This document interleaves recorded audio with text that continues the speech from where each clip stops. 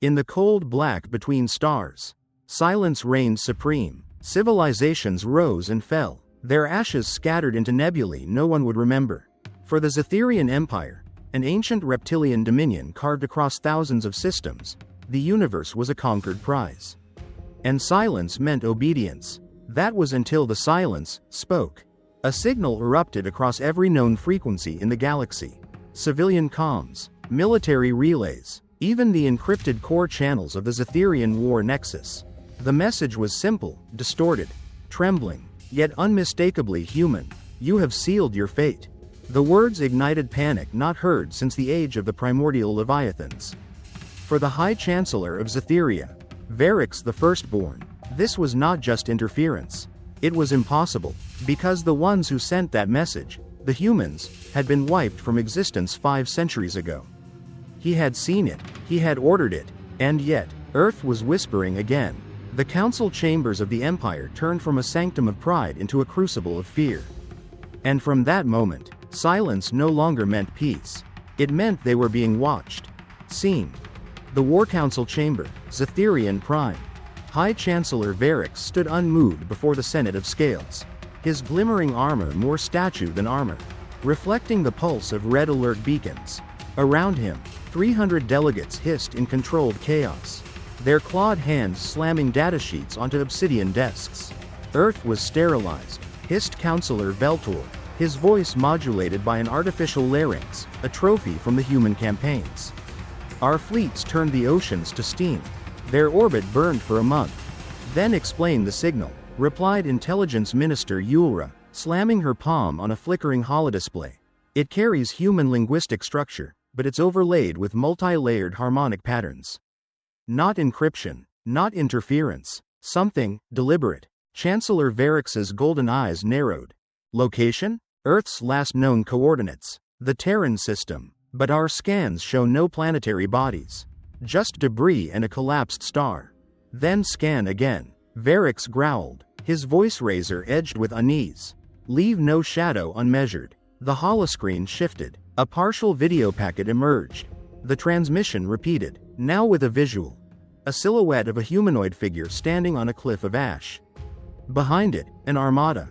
Sleek, dark ships unlike any the galaxy had ever catalogued. These aren't human warforms, not by Terran standards, whispered Admiral Luthric. They're alive. Alive? Their energy signatures pulse like bioorganisms. And they bend light. What are you suggesting? Luthric hesitated. That we didn't wipe out humanity. We forced their evolution. Varix's claws tapped the metal table. Send scouts. 3 ghost frigates. Cloaked. Chancellor, if they're alive, then we must see them before they see us. Scene. Deep space, reconnaissance mission. 3 Zetherian ghost frigates glided through the void, sleek, black, and nearly undetectable. Their cloaking fields shimmered invisibly, hiding them even from each other as they approached a region once known as the Terran system. But what they found was not a solar system. Captain, we're passing Mars's former orbital path, no planetary debris. Copy. Any signals? None. Only electromagnetic echoes. Some. Unfamiliar. The lead ship, Ravager Talon, pulsed out a quantum scan across the starfield. For a moment, space responded like a drumhead, rippling unnaturally. Then, static. Then something moved. Not a ship, not a star, a distortion, as if space itself had blinked. Scene. Zetherian War Room, live feed. Chancellor Varix leaned forward, his claws twitching over the edge of the console. Patch in. Full feed. Now. The screen crackled, revealing the eerie silence of the Terran graveyard. The camera shifted, slow, cautious, and then, a shape began to emerge. Not a planet, not a structure, a void, a perfect sphere of nothingness. Surrounded by collapsed asteroids, orbiting in synchronized silence, it pulsed like a black heart. What in the void is that? Murmured Threx. The intelligence minister frowned. It's a shadow well. A singularity wrapped in phase matter. It shouldn't exist outside a lab. The third ship drew closer. Its signal flared. A voice returned, not one of theirs. This place was never empty. And then the Ravager Talon disappeared. No explosion, no transmission, Just erased. Varix's mouth went dry. What just happened? The ship blinked out of quantum resolution. In common speech, it was folded into an alternate layer of space. Something is hiding it, watching us from between our own dimensions. Silence fell. Then the second voice echoed. You see with narrow eyes, Chancellor, but your crimes stretch wider than your empire. The second ship vanished. A shadow passed across the sensor screen. Scene. The Gravekeeper appears. Only one ship remained. Its captain, Keltharn, was a battle-hardened veteran of the Shrellorian sieges. He had seen entire moons burn. But this, in the distance, something shimmered, then solidified. A vessel? No. A shape. A humanoid figure stood atop a floating asteroid. It wore no suit, no armor, only a cloak woven of black light. Its head tilted slowly, and when it raised its hand, the ship's systems failed. Every light dimmed. This is not retribution, the being said, it is remembrance. Then Keltharn understood. The Terrans had not died. They had become something else, an integrated species. Their consciousness was now shared. A singular intelligence, not AI, not biological, symbiotic post-human continuum. The ship's final transmission. We didn't survive, we transcended. Then static. The last ghost frigate went silent. In the war room, Varix stood frozen. Commander, he rasped, we are not dealing with humans anymore. Scene. Zetherian Inner Council, Aftermath. What do they want? Asked one general. To remind us. Of what? That some sins do not fade with time. A final message began auto-transmitting across the Empire's communication grid. No one had authorized it. You burned our world to purify it. You killed us to forget us.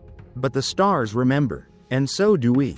Varix closed his eyes. For the first time, he saw a future he would not rule. Scene. Outer Zetherian border, Watchpoint N9.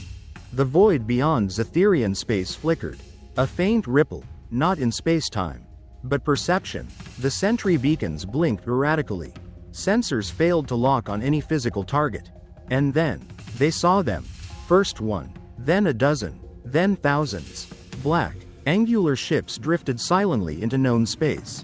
They made no sound, no broadcasts, no declarations. They simply existed, like a memory returning to consciousness. No propulsion, no drive signatures. They didn't fly. They arrived. Scene. Zetherian War Room, immediate response. High Chancellor Varix stared at the live projection. Count them. 2,000. No. Climbing. Approaching 3,000 vessels. All black. No known markings. No organic or mechanical life signatures. Are they human? We don't know what that word means anymore. The war room fell into cold silence. Send a destroyer group. Uncloak. Engage scanners. We need something to work with. Sir, if they're human, we face them with honor. If not, we still face them. The order was issued. Scene. Intercept fleet deploys. 10 elite Zetherian destroyers blinked into the edge of the Ghost Fleet's formation. The silence was unbearable. Not even the natural cosmic background noise remained. No response to hails, reported the comms officer. No movement. They're just watching. Begin scanning. Sensors activated. Energy beams swept across the black vessels and were swallowed, like light in a black hole. Then, without warning, every Zetherian screen flickered. A figure appeared. Tall, humanoid, cloaked in shimmering black exo armor. Its face was obscured, but its eyes glowed like collapsing stars. When it spoke, it was not one voice, but thousands. You destroy our home. Now, we return the favor.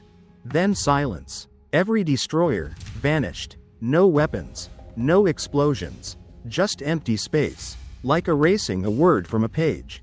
Scene. Aftershock. No escape pods. No distress calls. Whispered threats. Nothing. We sent 10 of our best ships. And they were erased like thoughts. Varix turned to the intelligence division. What are they? We've been analyzing the transmission. It's layered. Each word isn't a single vocal pattern. It's a compressed frequency of thousands of voices. Human, post-human, synthetic, all speaking as one. A hive mind? Worse, said the tech officer. A memorial. Varix blinked. What? They aren't alive like we know life. They became something after death. Integrated memory, shared grief, a civilization transformed into a singular will, bound by loss. A species of ghosts, muttered threats. No, the officer replied. Hail, a species of judgment, seen. The message plays again. Across every planet of the Zetherian Empire, from core world to mining moon, screens flickered to life, uncommanded. The same phrase echoed, you destroyed Earth, but Earth remembers. This time, the image changed. A raw, unedited recording, Earth's final hours. Human cities consumed by fire. Children clutching their families. Human soldiers screaming as Zetherian warships rained plasma on defenseless outposts. One clip showed Varix himself, triumphant, laughing as the last Terran city burned. They kept our history, Varix whispered, every second of it, seen.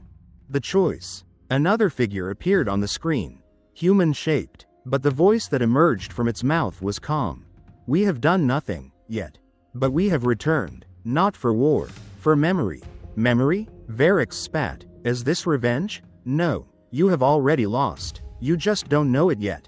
Then fire your weapons. Prove your strength. We don't need weapons. A single pulse resonated through the Zetherian network. Non-lethal, silent, but across the Empire, systems went dark. Weapons offline. Satellites dropped. Warp drives disabled. Civilian sectors blacked out. They've overridden our systems, screamed an engineer. They're inside everything. A final word appeared on the war chamber's screens. You erased us. Now, we erase the lie that you ever ruled.